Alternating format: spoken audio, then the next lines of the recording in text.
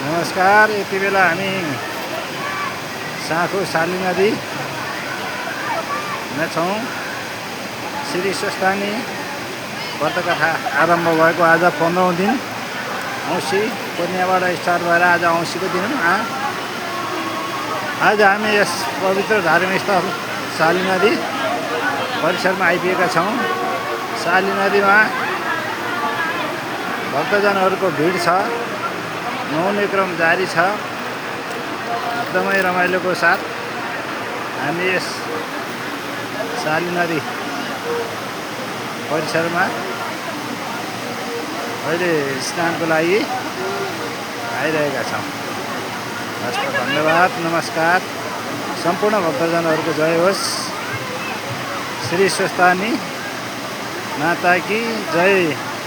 श्री स्वस्थानी माताले सबैको कल्याण गर्नु।